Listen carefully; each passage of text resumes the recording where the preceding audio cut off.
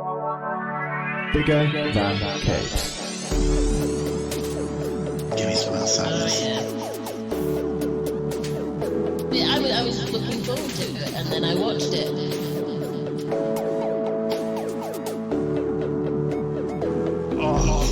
Oh, dry.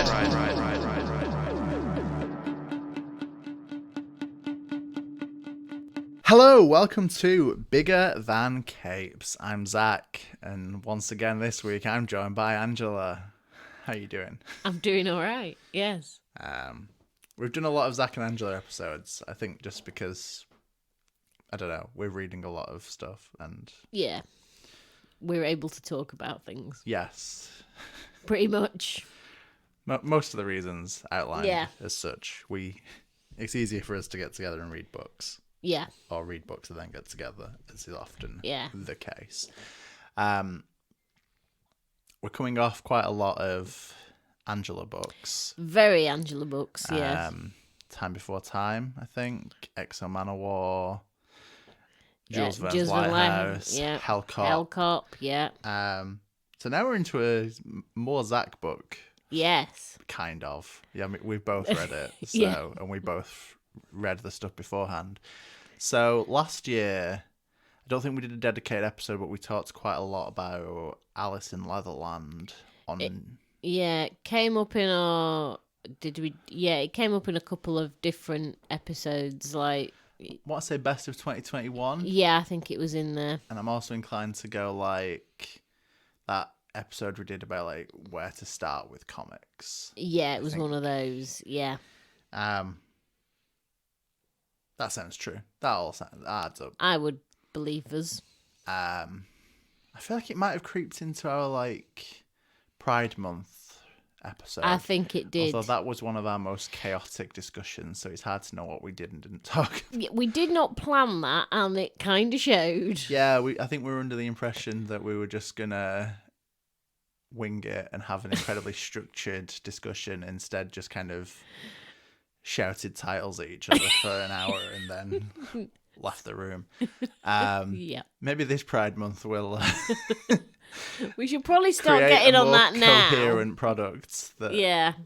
I like to think everyone who listens... I like to think it's like the Pixies, though, or the Velvet Underground, that, you know, like everyone who bought a Pixies album apparently formed a band. I like to think that everyone who heard the chaos. the Pride Month episode went out and formed their own more coherent podcast. They all went out, I can do better than this. And to be fair, most people probably could. You just needed notes and a structure. Oh, we had notes. They were just completely conflicting notes. Two people True. making notes about completely different formats for an episode. Anyway, I don't think that had anything to do with anything. No, but it's an introduction of sorts. Yes. So let's go from there. This week, we're going to be talking about a thing called Truth from Image Comics and Shadowline, which is written, lettered, and covered, doesn't sound right, by Iolanda Zanfardino, and the art and other covers are by Elisa Romboli. Additional covers from Mika Andolfo and Ivan Tau. Editor was Melanie Hackett. Communications was Mark Lombardi. Publisher was Jim Valentino. Production was Brett Evans. And for Image, Eric Stevenson. This is why we don't just read credits pages, because... This is why I tried not... Essentially, most of those people were also credited on Hellcop. Here's a fun fact. I just didn't read out the whole page. Interesting thing about Shadowline, the same people work from them on a trade that comes out one week as worked for them on a trade that came out the following week. Shocking. Yeah, the most important words you've heard here are Iolanda Zanfardino and Elisa Romboli. Yeah. The ones who, you know... Made the comic. Wrote the book, drew the book, Yeah. covered the book, lettered the book. And previously did Alice in Leatherland. Alice in Leatherland, that was the connection. You can find all of my reviews for Alice in Leatherland and the first 4 issues of a thing called Truth at biggerthancapes.com. This is me remembering to plug the other things we do. Yeah. And we also have a coffee page. So if you like the things we do, support us, please. Yeah. So we can buy coffee. I'm pretty sure we have to buy coffee with that money. That's the rule. Yeah, you have to. Anything someone gives you through coffee has to become coffee. I think is like the. But then you can use that coffee to barter for other things. Yeah, can I don't know. Maybe we need to create our own like Patreon coffee type thing called like Co-Mix or no. I don't know. I'm Speculating. lost at sea here in my concepts. But yeah, we talked previously about Alice in Leatherland. I think Yeah. I've touched on Midnight Radio as well at Yeah. some point, and different stuff. I think Our Truth is kind of a weird one to explain. Yes, it is. We start with Dr. Magdalene Traumer. Did we start that one? Trauma. Yeah. I'm just gonna let you be the one that There does we the go. German accent. Okay. Who is basically working for a medical company, pharmaceutical company, and he's on the verge of changing the world with some new vague devices she's perfected. They're 10 times cheaper than everybody else and way better than everybody else, but vague. She goes home one night, and when she comes back the next day, she doesn't work there anymore because they've kind of faked her resignation. And as you do when someone's faked your resignation, loses it, drinks quite heavily, passes out in the back of a car, and wakes up to find she's kind of been kidnapped, low-key kidnapped, by Dorian Wildfang, who is setting out on a road trip around Europe to recreate the scenes from her brother's favourite films. And hilarity, chaos, romance ensues, Yep. I guess. A bit of everything. That's kind of the initial premise. It's not a standard book to explain. It's... It is. It reads very like a movie. If that makes any sense. That does, and I think it is kind of on brand for what it is. The movie influence is clearly present in the recreation of iconic scenes Yeah. around Europe. There is kind of deeper plot threads for both Mag and Dorian. Yes. Dorian's journey has been brought on basically by the death of her brother from a mysterious disease that's also killed her mother, that she might also have. Some genetic disease, yeah. Yes, that presumably runs quite deep in the family. Yeah. And I think I'm going to get this out there early.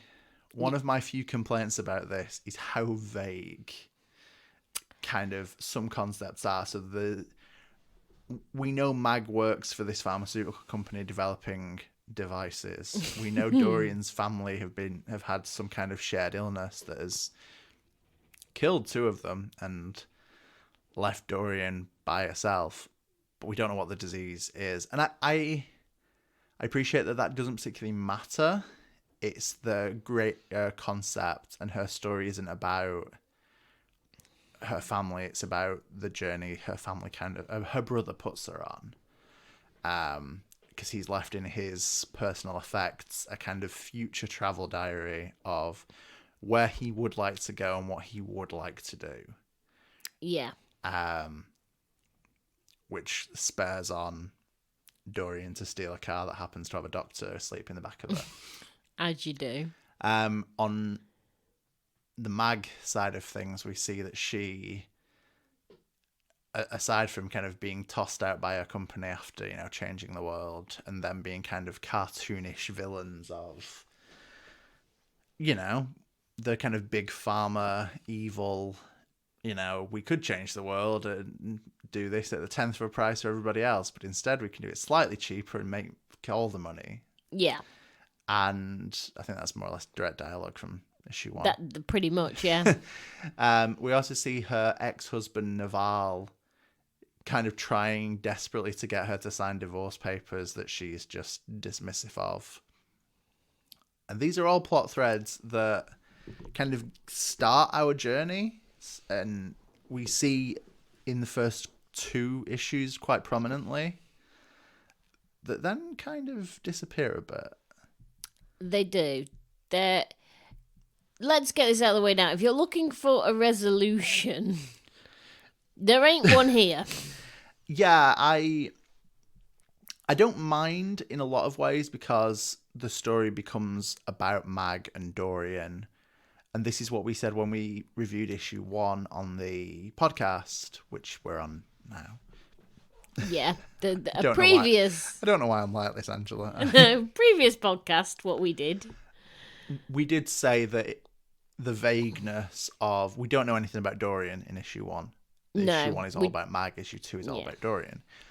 Mostly about Dorian. So we did say when we discussed issue 1 6 or 7 months ago that we weren't sure where this was going to go or how much the story with the, the Doppelkreuz, don't know what accent that was meant to be, the Doppelkreuz pharmaceutical company. We didn't know how much that was going to matter and if that was going to be central to the story, if they were going to get their comeuppance, if this was going to turn into a revenge story. Yeah. It kind of falls by the wayside. But what also confused me here is we see a kind of Velma and Louise-esque... Did I say Velma and Louise then? Do I mean You did, Thelma? yeah. The popular Scooby-Doo. Scooby-Doo crossover. Yeah. The Thelma and Louise-esque opening sequence of them kind of jumping over a massive bridge and being hot pursuit by the cops. I'm kind of making this up. I'm not sure. No, this is what happens. Which is something else that we don't come back to. Which is interesting in that sense. Yeah. I like how this ends. I think it's got a good ending, except that I'm still a little bit like, but what was that beginning? Yes, I feel like something gets lost along the way, almost as if this was always solicited to be 5 issues, as far as I can tell. But I do feel like something doesn't pan out in the storytelling. It feels like, having read the end, that whole beginning section of them being pursued by the cops, yes, it is a Thelma and Louise reference, and this is a book full of movie references, but it feels extraneous, like we don't need it. Ultimately, it's because it doesn't go back to that. We don't go any further, and the ending that we do get is very satisfying and emotionally fulfilling, and I'm like, okay, I can end it there. I don't need that bit to go back to that bit at the beginning because what we've got's fine. So at the same time, I'm like, why was that beginning bit there? Yeah, this is kind of my feeling. I think the overall story is a kind of romantic. Well, not kind of. It is a romantic comedy. It is. Of 2 completely opposites. The reckless, chaotic Dorian and the kind of... Needs to learn to let go, man. Yeah, who has been, always had a plan, always known what she was doing in life, has always done what she'd expected to do, finding herself kind of cut loose from everything she knew, the research she dedicated her life to, the ex-husband she just ignored. All those kind of things kind of falling away, and her for the first time being in a position to, cut loose and do what she wants. Yeah. But she doesn't know what she wants to do, and instead kind of becomes part of Dorian's mad jaunt around Europe, recreating around the continent. Yeah. But as the road trip progresses, they both kind of realize they have feelings for each other, and classic rom-com stuff. Yeah. It's classic odd couple rom-com stuff. Like, these people are polar opposites. How will they get along? Exactly, yeah.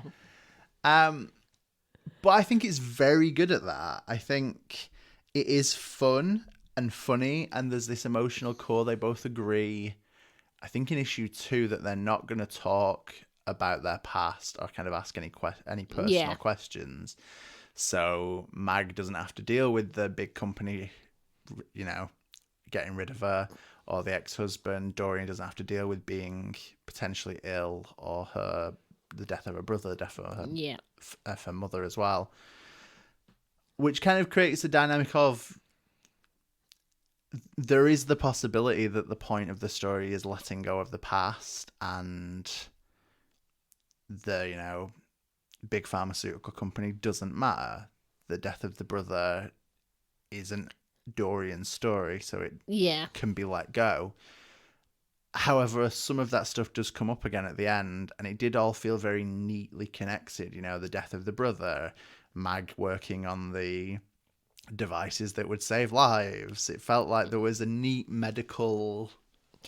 Yeah, it felt like, I thought we were going to go somewhere with that, and like we were going to have Mag was, her devices were directly related to the illness that Dorian's family suffer from. It felt like that's where it was going, and it didn't go there, which is fine, because like I said, I don't mind what happened. But again, and it also feels like the way that she was laid off was like, oh yeah, Big Pharma, because we know Big Pharma's evil. Yeah. But it felt like, because we didn't actually see any denouement, like the ex-husband doesn't, reveal that the pharmaceutical company are evil, lying, terrible people. Again, it's like she could have been let go from her job any number of ways.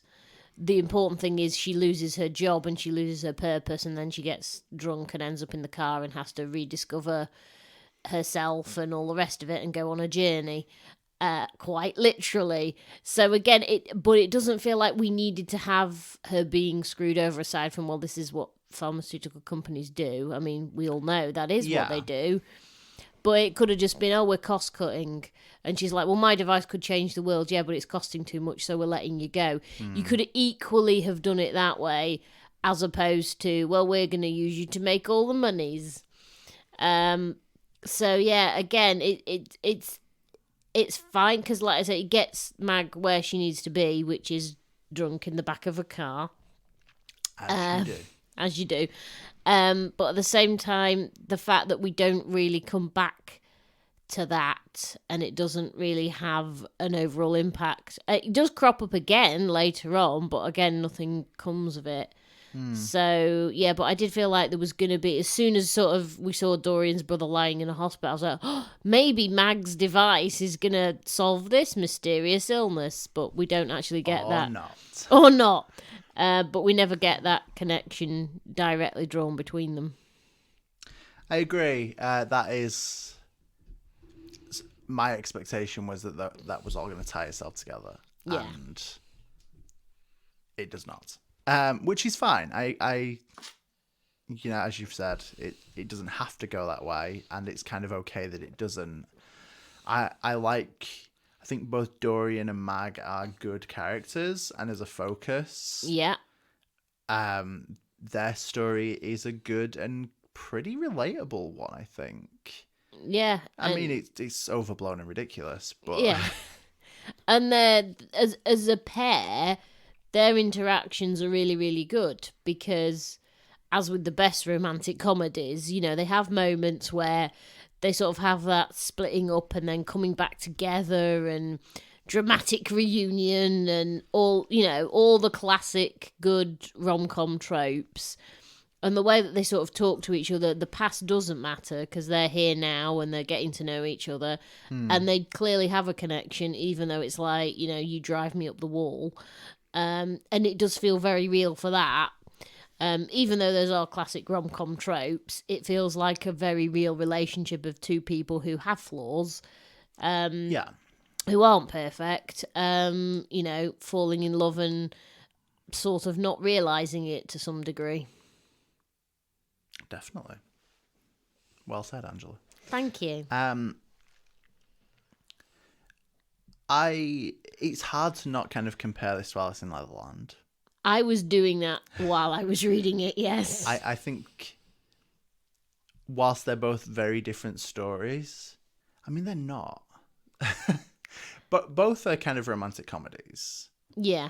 from different angles, but they are. And both tell the story of someone kind of leaving their past behind to try and find something new. In Alice in Leatherland, it's the story of Alice leaving the small town she lives in to go and live in San Francisco. I can't remember where she's from originally. No. Breaking up with her ex and, running away to find work as a fairy tale writer in San Fran. Here it's, Mag running away from the kind of life she's always lived. Yeah. Somewhat against her will. Yes. So they are very comparable stories. They are both illustrated by Elisa Romboli as well, which obviously aesthetically gives them similarities. Yeah.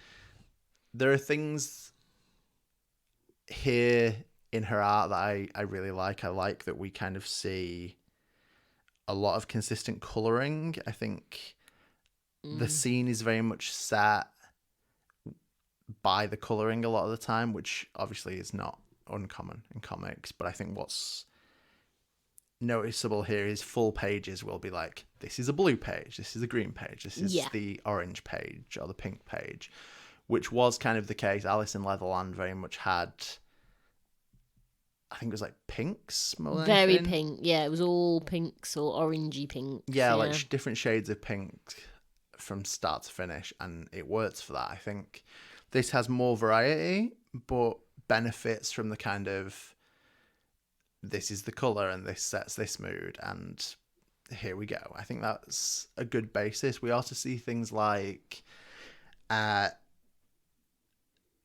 hairstyle Mag has two pieces of hair that are very reminiscent of like anime manga kind of hair of like Full Metal Alchemist, where we see the kind of simplified drawings of the brothers at times where they've got just like the little bit of hair sticking up, or like Yugi from Yu-Gi-Oh, who has such predominant hair that you can simplify it to just like, triangles and zigzags, and you know who that is. So that kind of manga art style influence comes in on and off. There are certain panels where you see Mag completely simplified down, but the hair is this like, hey, that's what Mag looks like. Or just little things like that. The little chibi versions we see on the map driving the little car very much do that. Admittedly, Dorian is more defined by the kind of big eyebrow piercing than very much. So yeah, I think the little chibi versions where we kind of see the eyebrow piercings and manga hairstyles accentuated are a cute little representation of the characters.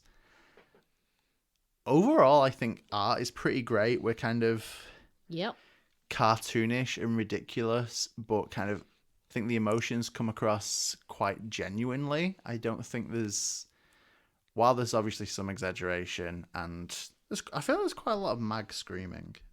There is a lot of Mag screaming, and she does it so well.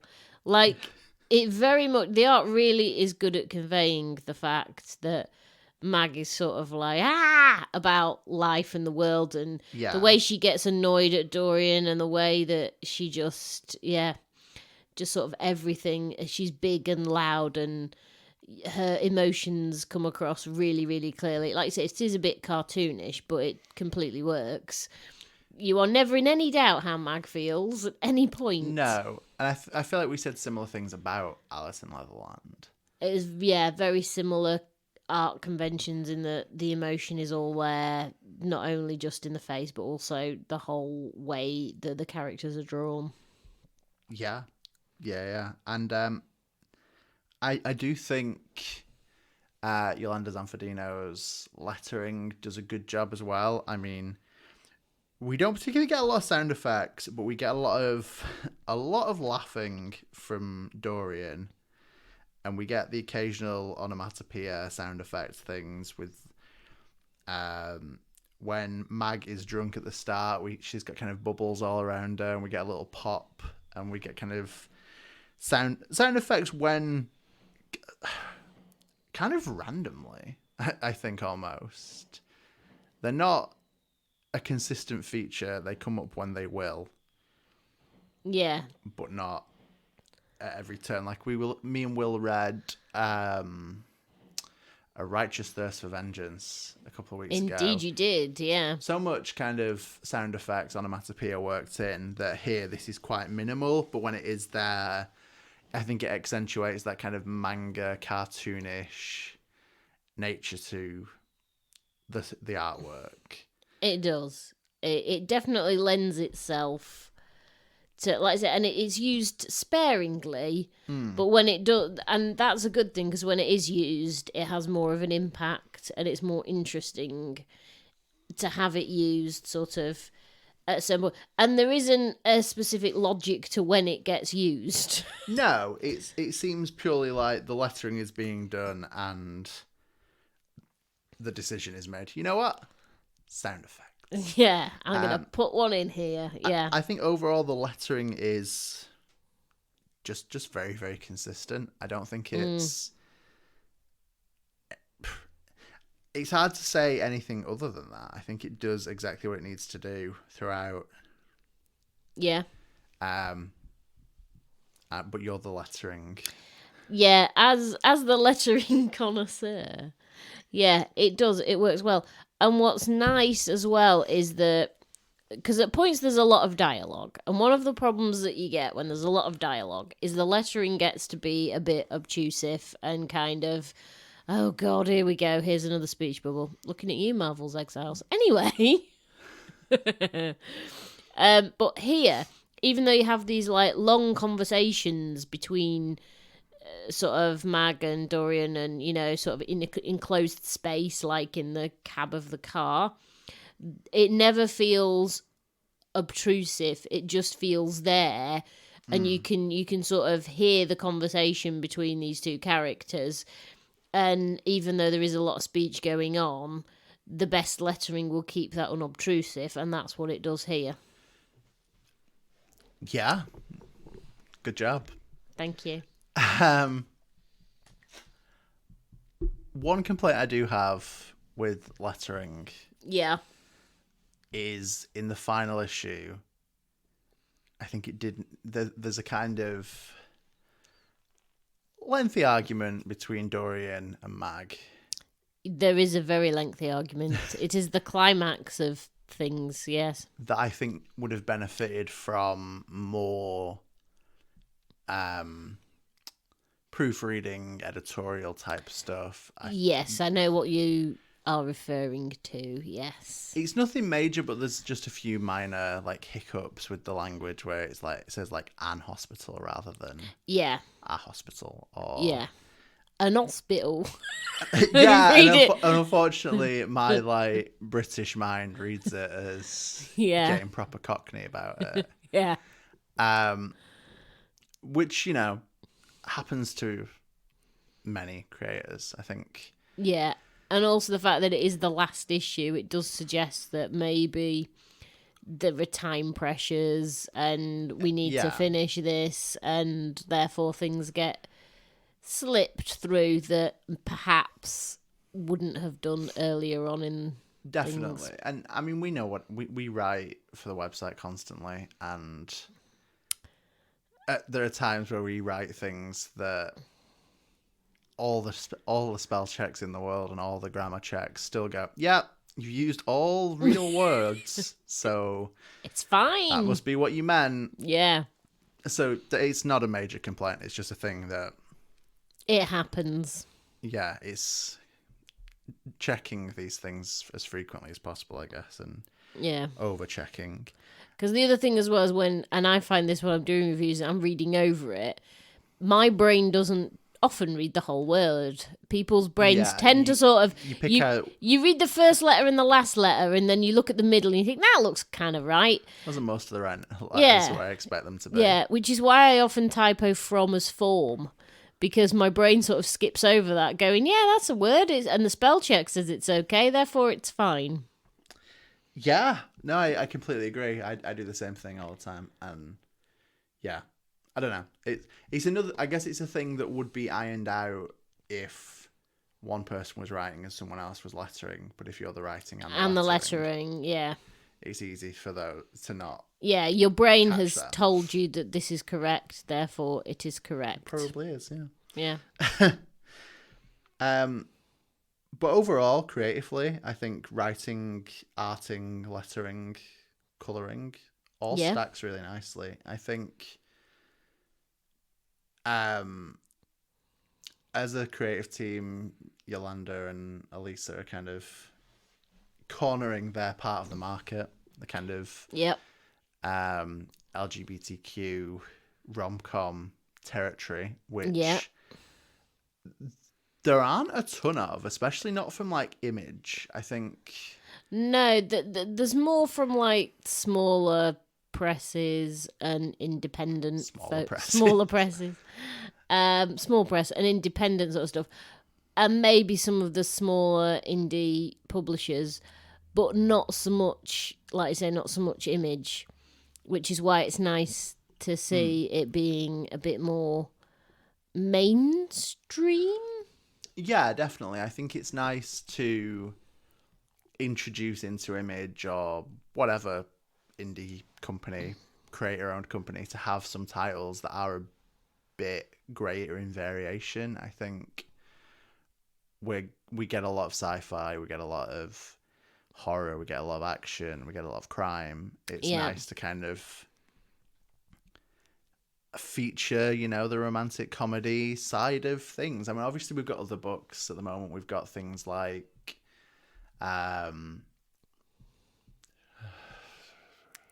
Sweet Paprika by Mika Andolfo, who is also one of the variant cover artists for this.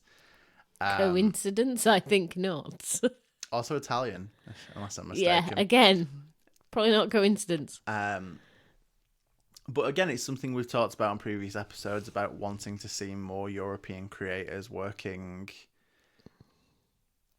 in books that get released in English. So that's good, both for A Thing Called Truth and Sweet Paprika. It's nice to see a crossover with things that we don't. We get so many American books that it is nice to have a different voice. It's nice to see, locations in Rome and Madrid and Paris that you might have been to.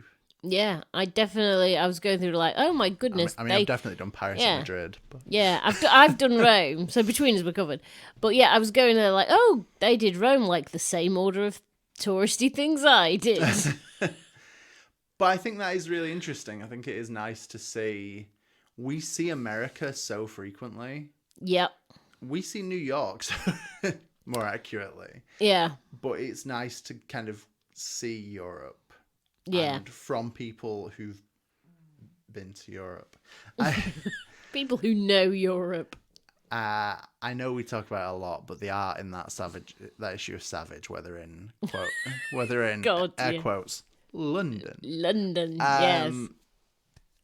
It's just not London. It's just not London. It's an interpretation of what London could have looked like once. Yeah. So it's nice to see, hey, this is, we've been to Rome, and this is what Rome looks like. Yeah, we've been to Paris. This is what Paris looks like, yeah. And even if it's things you've probably seen on TV or whatever, that's still, Or in films. Yes, which is clearly what they're... We see things that are well-known landmarks in Madrid, Paris, Rome. So that works. It's not... It's avoiding that generic kind of, this could be Rome. Yeah, this vaguely looks like some sort of Colosseum. Yeah, it's nice to pin it down to, this is the thing. And you will recognise this thing because it is a known thing. Tourist attraction, location, landmark, words. Yeah. I know them all. I know them all. Yeah. I know a lot of them. Weird kind of brag there. Quite a lot of the words. Yeah, no words. But yeah, although we started off by, complaining that some threads aren't really tied off at the end, I think it is a satisfying story about Mag and Dorian and their, kind of spontaneous friendship, romance, Yeah. or kind of unrealized romance, I guess. Yeah, there is, and it's not. I mean, it's got those classic romance tropes in there, like unrequited pining and sudden realization, and dramatic reunions and those kinds of things. But it's nice to see them done like this because it does feel kind of. I mean, those tropes are as old as romantic comedies themselves. So it's nice to have it done in an original way and also not a straight romance as well. Yeah. Because that's the thing, because often romances tend to, certainly sort of, if you're going down the heterosexual route, there's certain tropes that just hit and it can get a little bit boring. Whereas here, even though these are old tropes, they're being interpreted in a different sort of way, but still completely recognisable. Yeah, definitely. And I guess, putting a new spin on something we've seen a lot is half of what storytelling is. Yeah. I mean, that's the thing, we don't get enough LGBTQA+. We don't get a lot of those kinds of book that just focus on those relations. To be fair, we don't get many of the straight version, I guess, but there's not many where you'll get like the token gay couple in a book, or you'll get this character is bi and is doing this, and you get little snippets. But it's nice to have it as an actual focus, and it's nice to expand it out a bit because we all like a bit of romantic comedy. There's not enough of that generally in comics, and there's not enough LGBTQA+ relationships in comics. So it's nice that this is definitely hitting an unrealized niche, I think, because it is very relatable, and we need more of this kind of book out there because there is a lot of, and I love the crime books. I like the sci-fi books. I like, they're all good books, but it is nice to have something different that isn't just the same old stuff. Yeah, and also to give, a gay romance a bit of a focus as opposed to, just having it in the background. Also, I didn't get many of the movie references, not gonna lie. It's hard to see all the films all the time. Yeah, no, I can understand that. I don't think I got everything, and I think that's probably quite normal. I mean, don't get me wrong, we know people who watch all the films all the time. Yes. So some people will get all the movie references. However, on the other hand, the fact that we didn't get them doesn't take away from how good the book is. Also true. Which, that's good. It's a very good book. It's a good thing. Yeah. Despite the niggles that I have about the plot at the beginning, yeah. And I think those are going to be things that kind of anyone who reads this has complaints about, that the connections aren't necessarily made at the end with some of the earlier plot points. On the other hand, if the message, is about leaving the past behind, there is no past, as we say in issue 2, I think.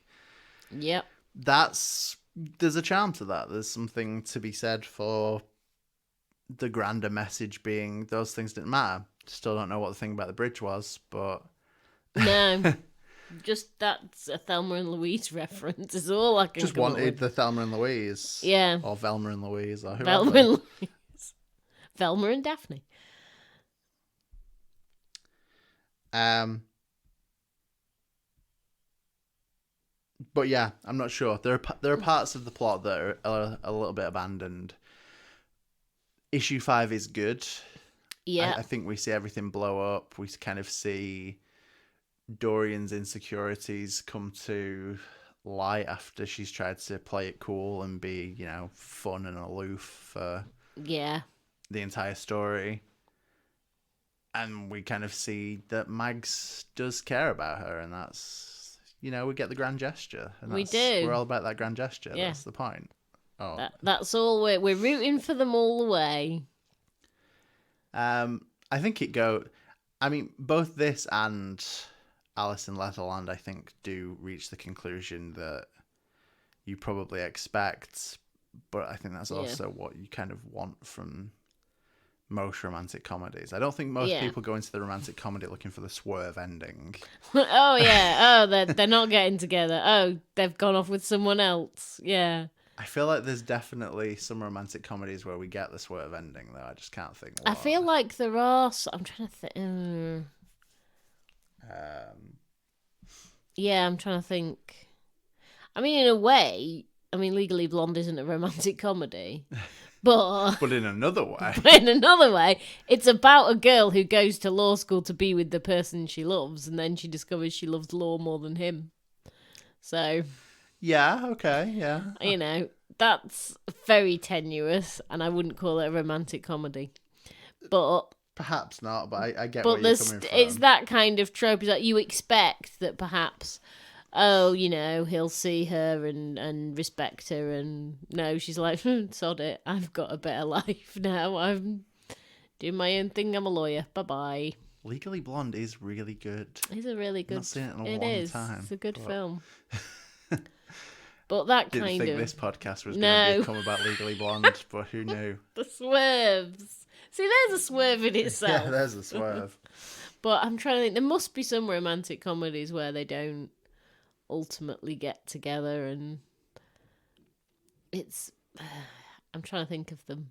I've seen so many and I can't remember. Forgetting Sarah Marshall, he goes back to LA and does the Dracula musical, but does he end up with Mila Kunis? I think he does. Damn. I can't remember. I've forgotten most of that film. I just remember the Dracula musical. That might be part of the problem. I don't remember the film. I remember the Dracula musical. The Dracula musical. Yeah, I'm sure there are some, but it does seem rare. If you can think of please let us romantic know. comedy with a swerve ending, hit us up at Bigger Than Capes on pretty much, Instagram, and Facebook, Twitter. We could get TikTok any day now. We've got a YouTube channel. We have got a YouTube channel. Put it in the comments. Yeah, comment on the thing. The thing. But the point of this swerve was that you want the protagonists to get together, but you don't also want it to be easy for them. Like that's the whole point of sort of a romantic comedy in particular is, there are obstacles in the way and hilarity ensues before inevitably they get together. But you genuinely do want these two to get together because you can see what they bring to each other and the relationship. So it's good that we get a happy ending. Yes, yeah, we do. Which, that's what you want, right? Yeah. That's what I was in it for. I was slightly that's another reason, like the beginning, I was like concerned, like, oh my goodness, what's happened, what's going on? And then the way it ends is absolutely fine because it's like, that's what I wanted out of this book and I got it, so it's all good. So it's all good. Yeah. Yeah, no, I agree. I do like this a lot. Maybe not as much as Alice in Leatherland. No, I think Alice in Leatherland feels plot-wise more secure because I don't think it's dealing with anything too deep. Basically Alice likes to write fairy tales and moves to San Francisco and stuff. Whereas this has got the whole plot of, Mags's research and Dorian's illness and those kinds of things, whereas Alice in Wonderland feels a bit more straightforward. So I think I prefer it possibly for that. It's very sweet and lovely, and also I like the fairy tale stuff that goes on in Alice in Leatherland as well, where Alice just, tells her story and, we get the narration of what's going on through her fairy tale eyes. So, Yes. No, I agree. I think that is really a really nice detail. And I think Alice is just tidier as a story, I think. yeah, that's the word, tidier. Yeah. I like to think I know some of the words. All the words, I'm told. All the words. But would recommend both. Yeah. I don't know. I think we do a lot of horror and a lot of sci-fi kind of on Bigger Than Capes, and it's nice to do something more, I don't want to say laid back, because it's not. It's, kind of frantic road trip across Europe with a lot of running, low-key law breaking, and yeah, it is funny. I think the comedy does shine through a lot of the time, and yeah, the relationship building between the two is kind of slow at first, but then by the end it's quite clearly built up to and well structured and feels quite real, which is good. Like, it is good. In conclusion, but good. Yeah. Wow, some of the stuff we come out with is not well spoke like. No. I mean, it's barely English, but hey ho. But lettering, colouring, writing, arting, all good. I look forward to see what we'll get next from Iolanda and Elisa. Whilst I'm not against a third romantic comedy, it would be nice to see something a little bit varied, to see what else they can do.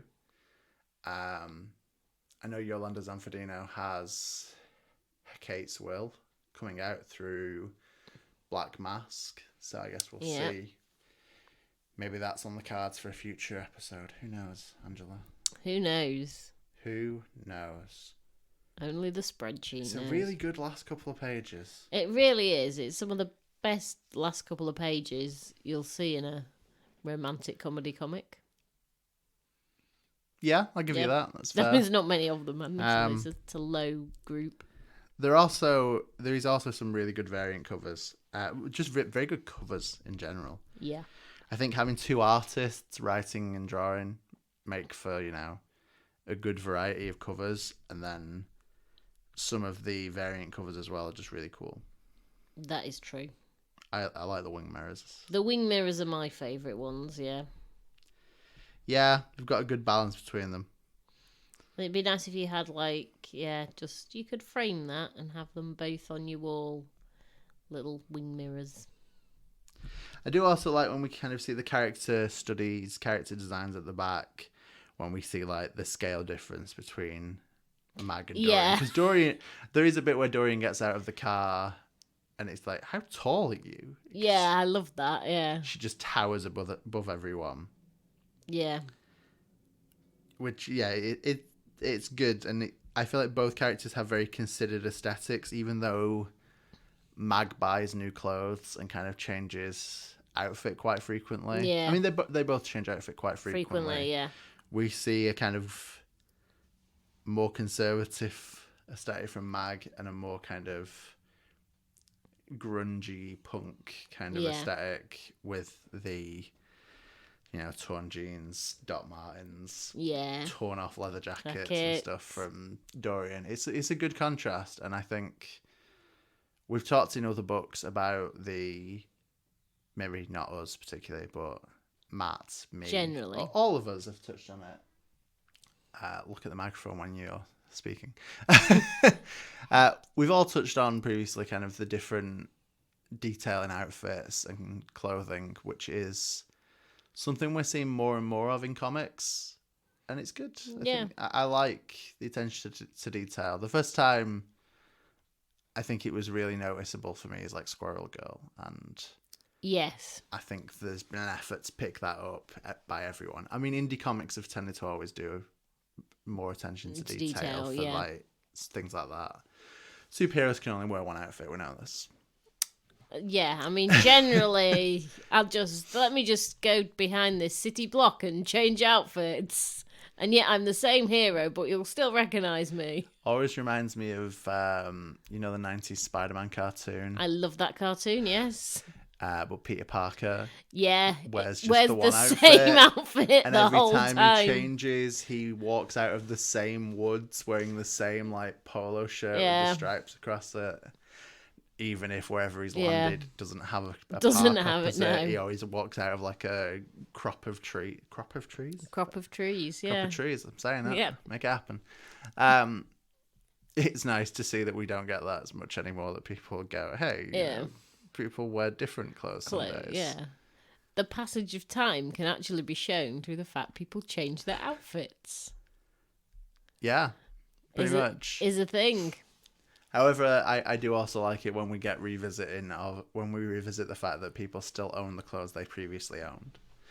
Yes. I think a lot of kind of effort to show that people wear different clothes then forgets that but people only own so many clothes. Yeah.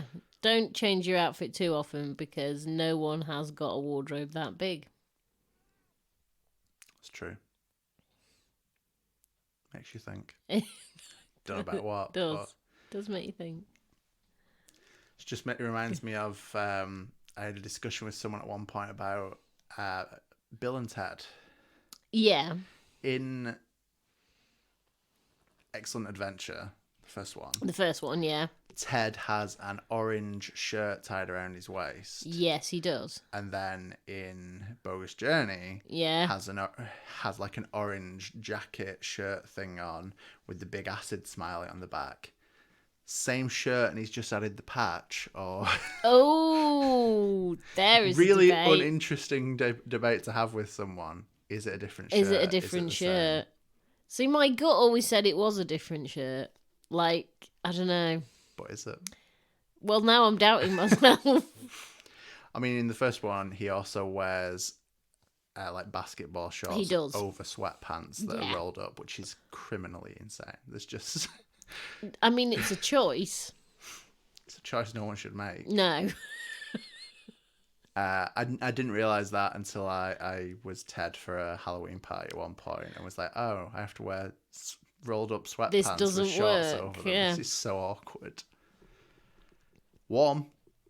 That's the major takeaway there. Which is good because Halloween is in autumn.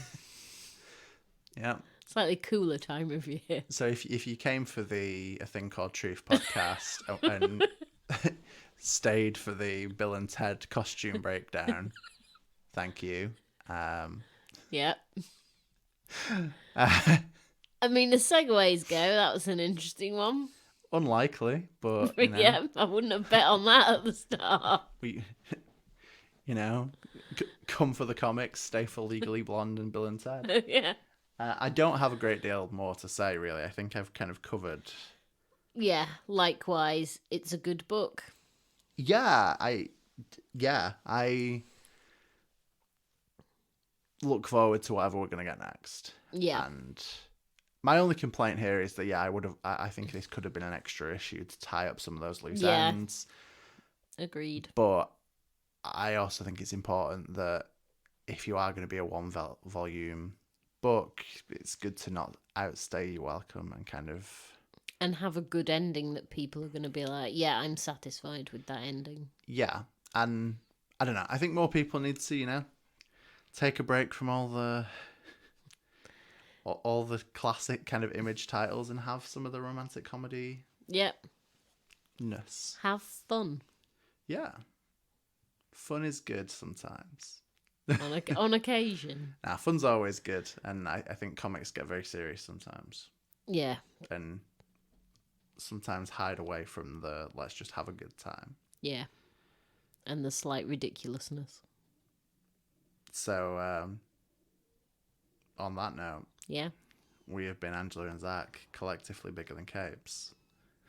Yep. And will continue to be every week. And remember that comics are bigger than capes.